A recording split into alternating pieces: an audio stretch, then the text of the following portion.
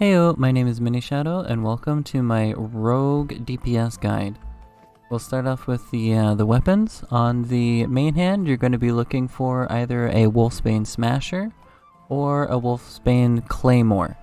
Now, for the set bonus, it's a lot easier to obtain an Inspired Assault, and it's still pretty decent. However, the Marked for Death is better, but it's extremely rare to get that with good substats. Speaking of substats, what you will be looking for is either double-edged, as I have on this one, or Sunder Armor. Both of these are incredibly good. Aftershock can be decent, but double-edged and Sunder Armor are going to be the ones to look for.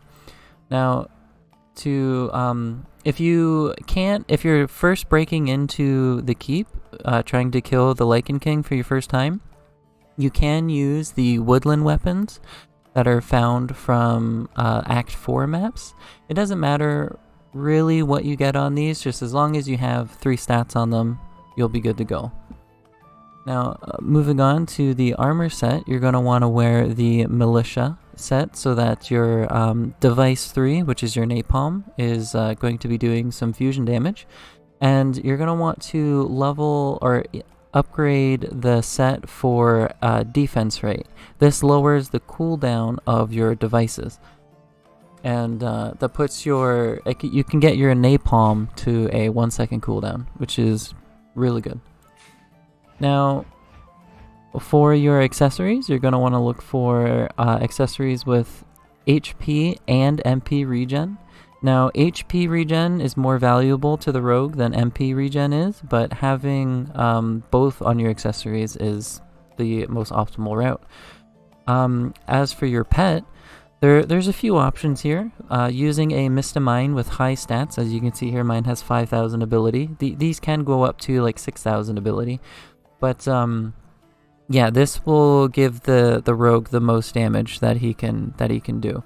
Now, follow up. You can use a very high level giraffe as well. This one right here gives me like 4.1k.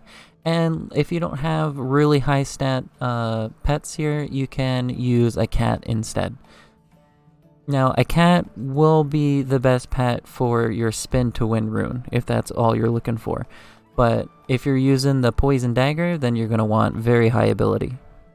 Now, the reason why you want very high ability is most of your damage is going to be coming out of Swift Assault. As you can see, I have roughly 9,000 ability, and this puts my Swift Assault cooldown at 2.2 seconds. Now, how you use this with your Poison Dagger rune is when you press 4 to activate your Umbral form, and then you press F, you will throw a dagger. So you see that little red thing going? That's your damage on the rogue. That thing right there. That's where all your damage is going to come from. Now I'm going to show it here. As you can see, I am moving very slow, but there's ways to get around that. I'll show you after this. But yeah, you just press 4, press F, and then I'm going to mash 1, 2, 3, and F while holding right click. And as long as you're pressing F on cooldown, remember I have a 2.2 second cooldown, that's where the rogue's damage is going to come from. Everything else is kind of, it's a very little bit. I'll show it here as well, without the poison dagger.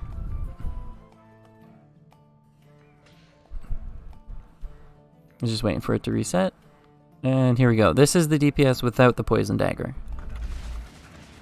This is just right click and 1, 2, 3. As you can see, it's not very much.